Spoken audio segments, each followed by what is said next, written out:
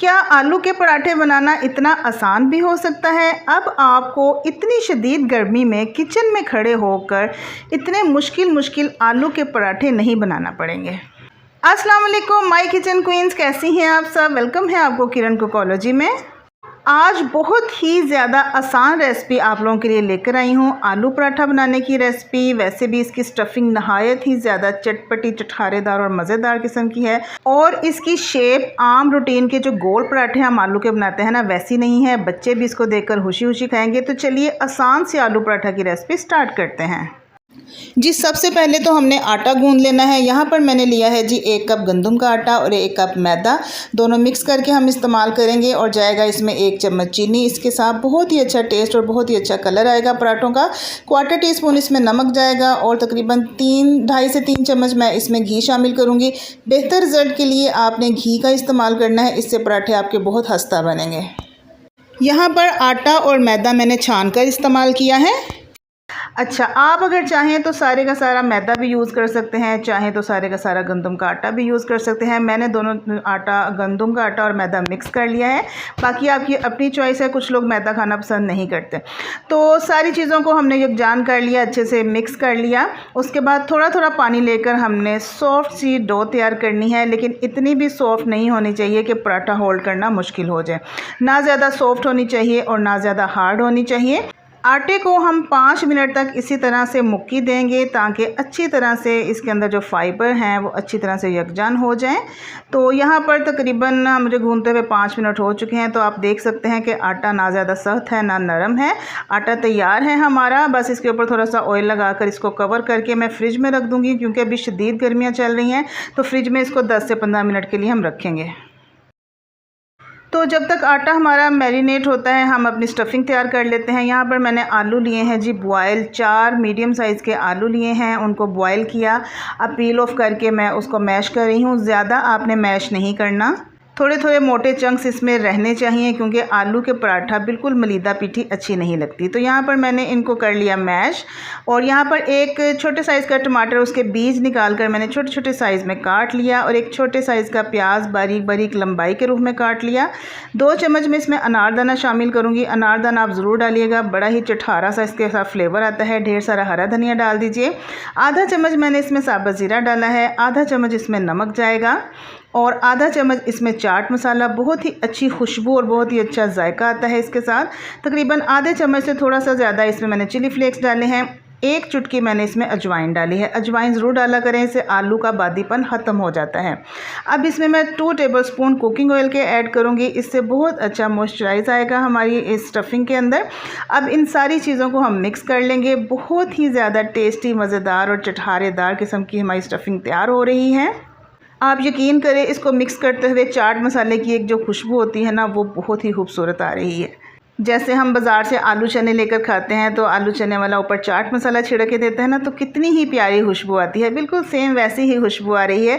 तो स्टफिंग हमारी तैयार हो चुकी है और यहाँ पर हमारा जो है ना डो भी मैरिनेट हो गई है। अब हमने क्या करना है, इसको हमने इक्वल पार्ट्स में डिवाइड करना है। 2 कप मैंने जो है ना आटा और मैदा लिया था और इसके मैं 4 पेड़े बनाऊँगी इक्वल साइज़ के। तो यानी कि हमारे 4 पराठे बनकर तैयार होंगे। ये बिल्कुल नॉर्मल साइज़ के पराठे बनेंगे, छोटे पराठे नहीं बनेंगे। जितने हमारे तवे का साइज़ होता है ना, उतना ही बड़ा पराठा बनने वाला है इंशाल्लाह ताला। आप देख सकते हैं डो कितनी अच्छे से मैरिनेट हो गई है। इसके अंदर जो है ना वो आपको तहें भी नज़र आ रही हैं। अब हम बॉल्स बना लेंगे इसके। 4 मैं इसके बॉल्स बना लूँगी। आप मेरी इस रेसिपी को इस तरीके से आप बनाकर एक दफ़ा पराठे बनाकर आप खिलाइएगा सबको, सब आपके फ़ैन हो जाएंगे। उसी थाली के अंदर जिसमें हमने आटा गूंदा था, उसी में सारे पेड़े रख के हम कवर कर देंगे और एक पेड़ा उठाएंगे और हम अपना पराठा बनाना स्टार्ट करेंगे।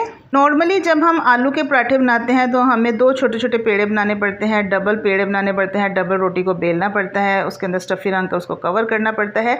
आमतौर पर जो बच्चियाँ कुकिंग स्टार्ट करती हैं उनको ये पराठा बनाना नहीं आता। तो ये नहायत ही आसान तरीका है, ज़रूर आप ट्राई कीजिएगा। अच्छा जी, यहाँ पर मैंने पेड़े के किनारे बारीक कर लिए, उसके ऊपर थोड़ा सा हरा धनिया छिड़का, थोड़ी सी कलवंजी डाल ली और अब हाथ की मदद से इसको प्रेस करेंगे ताकि ये चिपक जाए। और फिर हम लेंगे यहाँ पर बेलन की मदद से हम इसको मज़ीद प्रेस करेंगे ताकि रोटी हमारी बड़ी हो जाए और धनिया और कलवंजी ऑटोमेटिकली इसके साथ चिपक जाएंगे, बिल्कुल भी नहीं उतरेंगे। और अगर थोड़ा सा ये चिपकता हो आपके बेलन के साथ तो हल्का सा इसके ऊपर आटा डस्ट करके आप इसको बेल लीजिए। यहाँ पर रोटी बेलते हुए आपने ये खास ख्याल रखना है कि रोटी मोटी नहीं होनी चाहिए, आपने इसको बिल्कुल बारीक बेलना है, क्योंकि जब हम इसको फोल्ड करेंगे तो फिर वो ज़्यादा मोटी हो जाएगी। तो आपने बिल्कुल जैसे हम बारीक रोटी पकाते हैं ना, उस तरह आपने इसको बारीक बेल लेना है। अच्छा जी, अब हम उल्टा कर देंगे इसको, धनिया वाली साइड नीचे चली जाएगी और इसके सेंटर में हम रखेंगे जो हमने चटखारेदार किस्म की स्टफिंग तैयार की थी ना, वो आपने 3 से 4 चम्मच भर भर के रख देने हैं और इसको हल्का सा आपने ट्रायंगल का शेप दे देना है स्टफिंग को। किनारों पर जो हम पानी लगाएंगे ताकि इसको फोल्ड करने में और सील करने में आसानी हो। अच्छा, यहाँ पर अब आपने फोल्डिंग ध्यान से देखनी है, वीडियो स्किप नहीं करनी, बड़ी ही मज़ेदार किस्म का ये स्टेप है। आपने इसको समोसा शेप देना है, एक साइड से पकड़ के फोल्ड करेंगे और ऊपर से हम इसकी नोक बना लेंगे, दूसरी साइड को भी फोल्ड करेंगे, ऊपर ऑटोमेटिकली नोक बन जाएगी जैसे एक समोसे की नोक होती है। और थर्ड वाले पार्ट को भी हम फोल्ड करेंगे तो ये देखिए ट्रायंगल शेप बन गई है, समोसा शेप बन गई है। बच्चे जो खाना खाने में नखरे करते हैं, पराठा खाने में नखरे करते हैं, आप इस तरह के उन्हें चीज़ें बनाकर, पराठे बनाकर खिलाया करें। 110% बच्चे इस तरह के नई नई चीज़ें, नए नए शेप देखकर ज़रूर खाना खाएंगे।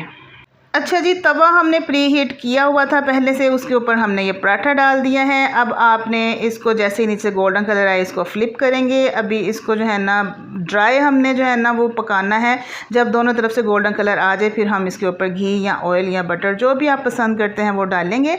इसको हाई फ्लेम पे आपने पकाना है। बिल्कुल वही तरीका है जो आम पराठा बनाते हुए हम करते हैं कि हाई फ्लेम पर तवा गर्म होना चाहिए और ऑयल डालकर इसको दोनों साइड से हम क्रिस्पी होने तक पकाएंगे, गोल्डन कलर आने तक हम इसको पकाएंगे।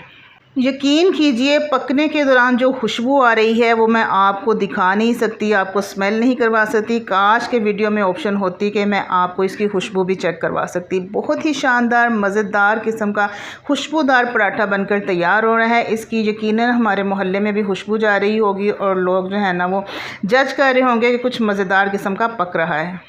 तो आप इसकी फ़ाइनल लुक चेक कीजिए, कितना मज़ेदार और गोल्डन सा प्यारा सा कलर आया है। बाहर से क्रिस्पी और अंदर से मलाई की तरह नरम पराठा। आलू के पराठे बनाना बहुत ही आसान तरीका आपके साथ शेयर किया है मैंने, और सबसे बड़ी बात यह है कि झटपट से बन जाते हैं। आपको 2-2 पेड़े नहीं बनाना पड़ेंगे और ज़्यादा देर किचन में खड़े होकर पसीने में नहाना भी नहीं पड़ेगा। झटपट बनने वाले आसान आलू पराठा की रेसिपी चटखारेदार स्टफिंग के साथ ज़रूर ट्राई कीजिएगा। अब मैं आपको इसको तोड़ कर दिखाती हूँ। अंदर इसके कोने कोने में जो है ना स्टफिंग फैली हुई है आलू वाली।